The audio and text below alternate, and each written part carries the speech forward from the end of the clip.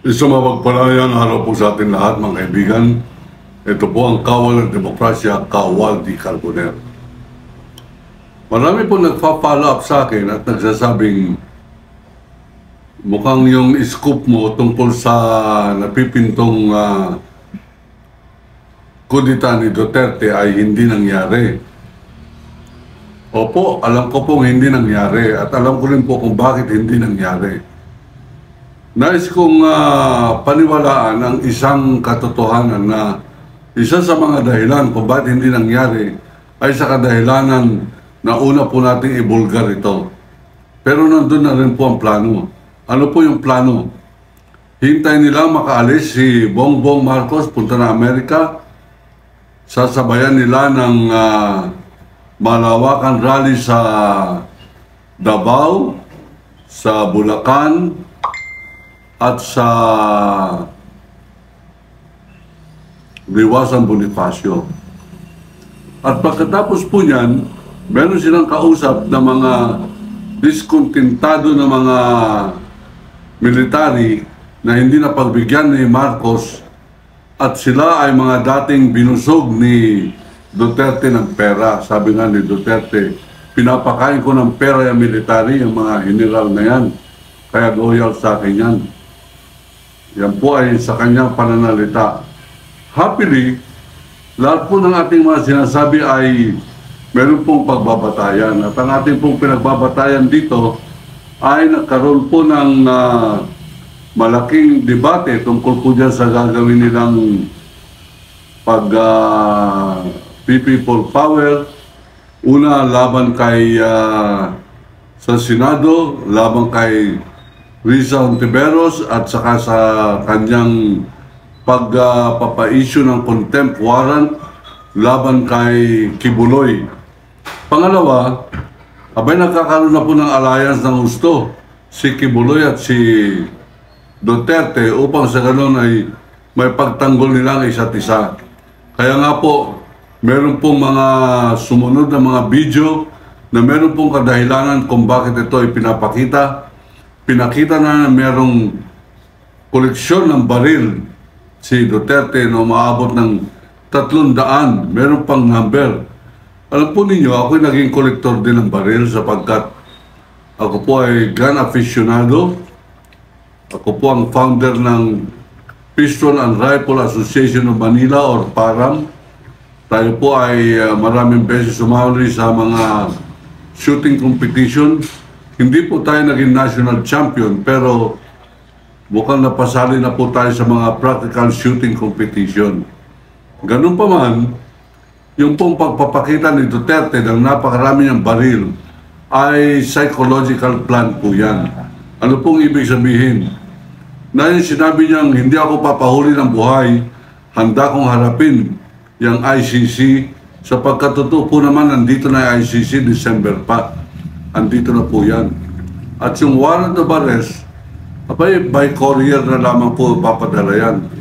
Pero na-casing na po nila ang buong bansa kung saan nagtatago si Duterte, kung ilan ang kanyang puwersa, at ito po ay meron na po silang intelligence sketch kung ano ang defense profile ni Duterte.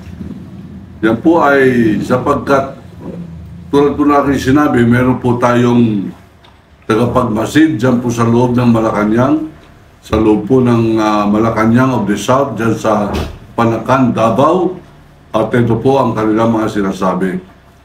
Kaya po pinalabas ni Duterte sa social media at saka sa telebisyon yung kanyang koleksyon ng baril. Alam po ninyo, pag kolektor ka, ang ibig sabihin, ang mga hinahanap mo na itatago mong baril ay mga pambihira. Halimbawa, yung baril ni Hitler na German Luger, yung pong sikat na 9mm na baril ng mga Aleman na magandang puluhan at ang kanyang slide ay baril lamang. Ay ang collector's item po yan. O kaya yung 45 caliber na Debola na ginagamit ng mga cowboy ng panahon na sinasakop ng Amerika yung mga lupain ng mga Indian dyan po sa Arizona, dyan sa New Mexico, sa Albuquerque, dyan sa California. Abay, collector's item po yan. Ayan. Kaya pagka ikaw ay mahilig sa koleksyon, yan ang mga koleksyon mo, mga pambihirang baril.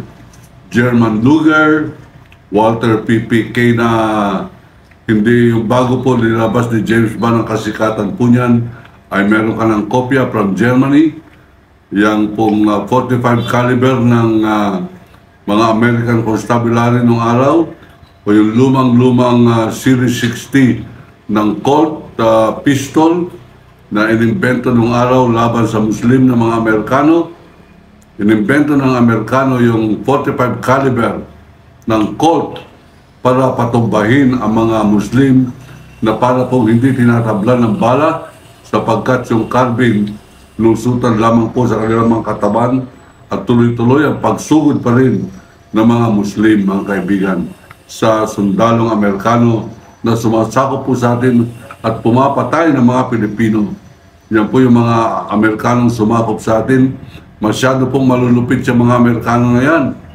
At sila po ay pinakisamahan ni Quezon, binigyan ng pera ni Quezon upang sa ganun ay huwag masyado mapahirapan ang mga sundalong Pilipino.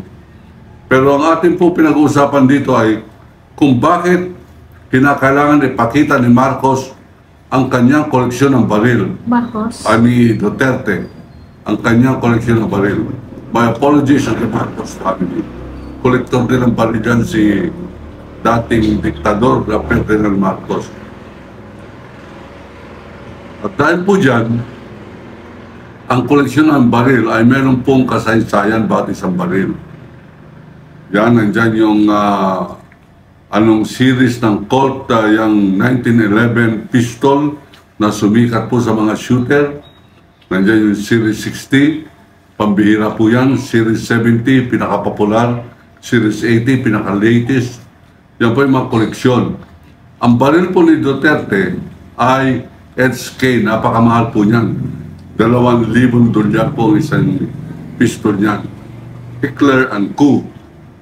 Ika nga, ay napakatigas ng steel niyan at nung hinamon niya po ako ng draw, ang sabi niya, 2 bala lamang na aking Hitler & Co. Patay ka sa akin, hayop ka.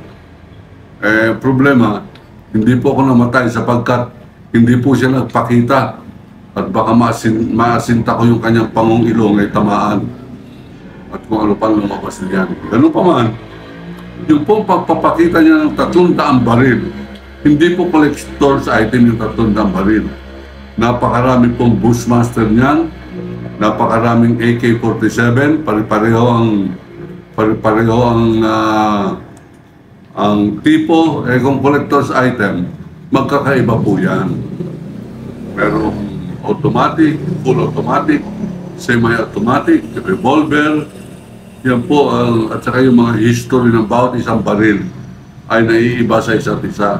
Pero 300, ibig lamang sabihin na meron siyang 300 gagamitin laban sa arresting officer ng ICC at laban sa tropang magdadala ni Carbonell sa pag-aresto sa kanya.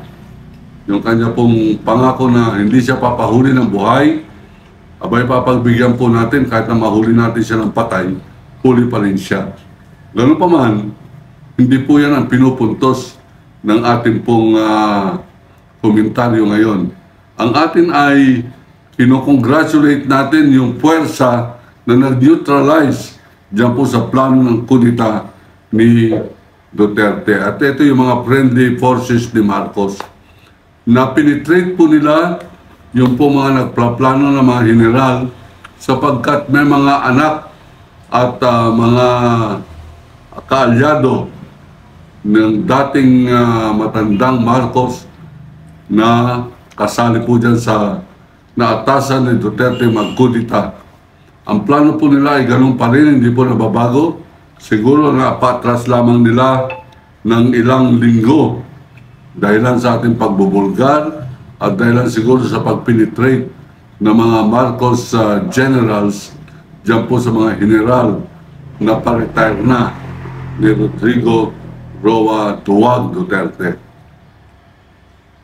Ganun pa man ating pong pinupunayan sapagkat kitang-kita po, yan ang maganda dito kay madaling basahin itong si Duterte.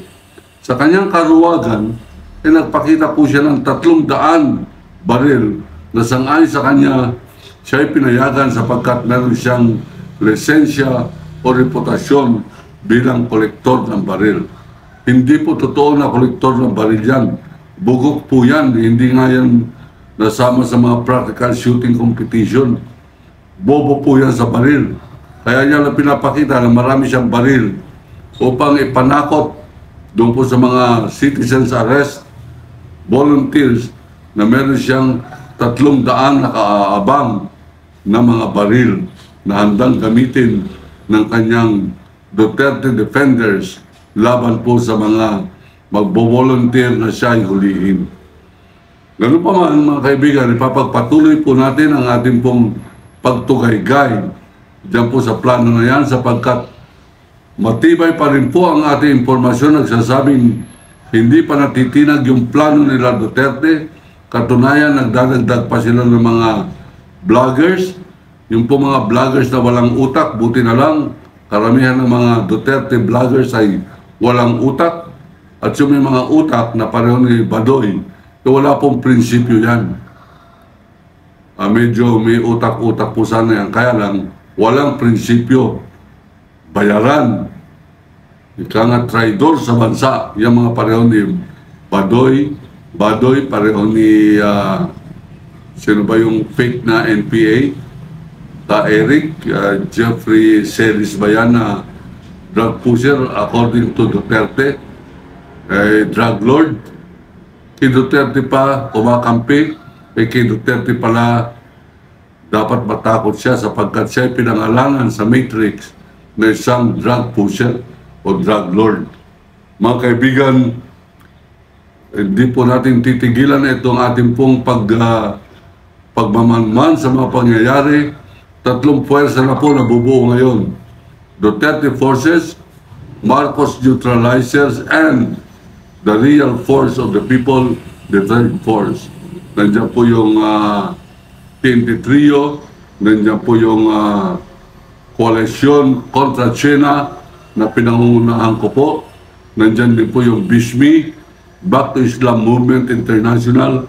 Nandiyan din yung grupo nila Yassin Ibrahim, Dato Yassin Ibrahim, yung One Bangsamoro Movement. Nandiyan po yung mga ilang pang progresibong mga grupo, Tindig Pilipinas, marami po yan. Senior na kami, laban pa rin. At kung sino-sino pang mga kaalyado ng friendly forces na that will compose the third force. Yun po yung ating pong kalagayan ngayon. Hindi pa rin po nababago yung equation. Huwag po kayo mag-alaala sapagkat paninindigan po natin ang ating expose na totoo nagplano si Duterte na mag-kudita, mag-people power, pero sinabi nga ni Jared, Coach Jared, paano magtatagumpay yan? Siya naghamon ng duelo, siya hindi sumipot. Kung duelo lamang ay hindi niya kayang panindigan, yan pa kayang kudita, tama naman si Coach Jared. Kaya lang, yung akin po ay pagbabalita, hindi po opinion. Ang akin pong sinabi doon ay meron nagsabi sa akin na unimpeachable source. Ang ibig sabihin, masyadong kapani-paniwala yung aking pong informante at yung po lamang ang aking pong sinabi. Tayo po isang professional na journalist. Kung tawagin po ng mga vloggers na responsable at bayaran at walang edukasyon, dulos lamang ang mga bibig. Yan, lalo yung isang babaeng nandyan po sa Amerika. Hindi ko alam kung anong itatawag ko dyan. Ganun pa man, tayo po ay professional, tayo po ay mainstream media practitioner. Ako po ang author ng aklat na ito, A Country Run Like Hell. Ang cover, si Duterte. Ang author, yan po ako. At yan po ating paninindigan, tayo po ay hindi lamang veteranong journalist, tayo po ay profesor ng journalism or mass communication sa Polytechnic University of the Philippines. Ako po ay nag-resign o nag-leave sapagkat mas mataas ang aking ginugugol sa pagtak ng trapiko papunta po dyan sa Santa Mesa, Pureza, galing po sa Parañaque, kaysa po sa sweldo na akin po tinatanggap. Ganun pa man, ang pinahalagahan ko po ay hindi sweldo, pinahalagahan ko ay makapagpatapos ng mga tunay na mga mamamahayag at hindi po magmimistulang irresponsible vloggers na sila po ay naharap lamang sa kanilang cellphone na may camera, abay dakdak na po ng dakdak, balat dito, balat doon. Wala naman nilalaman yung kanilang binabanat at yun na nga nagiging title pa ng kanilang vlog. Ganun pa man, tayo po ay hindi gumigive up. Ipapagpatuloy po natin ang ating pagnanais na maeduka ang ating po mga kabataan, lalo tigit sa larangan ng pamamahayag, na huwag tutularan yung mga banat dito, banat doon, mura dito, mura doon, lalo tigit yung mga mapagmurang mga babaeng vlogger, mga kaibigan. Abay, yan po yung sinasabi ni Miriam Defensor Santiago na suffering from the diarrhea of the mouth. Ano po ibig sabihin yan? Yung bibig nila ay para pong may LBM. Yan po ang mga klasifikasyon ng mga taratitat ng mga vlogger na yan, na kung magmura-mura ay bangag si Marcos, si Kuting, si kung Ahas, kung ano naman sinasabi. Abay, ang pagbumura, mga kaibigan, ay refleksyon ng kawalang modo, kawalan ng edukasyon, kawalan ng kultura, pareho po ng pinauso ng walang edukasyon at walang kulturang dabawin ng pangalan ay Rodrigo Roa Duterte. Sa kanya naman yung mga walang pinag-aralan na mga vloggers na yan, yung pagbumura, mga kaibigan. Yan ang unti-untiin po natin ipapaalam na yan ay mali. Mali ang paggamit ng malalaswang salita, lalo po sa mass media. May tuturin po natin mass media, yan pong online vlogs, sapagkat nakarating sa masang Pilipino all over the world. At kung anong pinapakalat nilang kasinungalingan, abay malawak na kumakalat po ito. At ito po ay mali. Pag hindi natin sasabihin mali, marami pong tutulad pa dyan o maniniwala sa kanila pong mga irresponsableng mga vloggers. Yan po ang aking paninindigan. Ako po si Kawal ng Demokrasya, Kawal de Carbonell, nagsasabing iniibig ko ang Pilipinas. Allahu Akbar.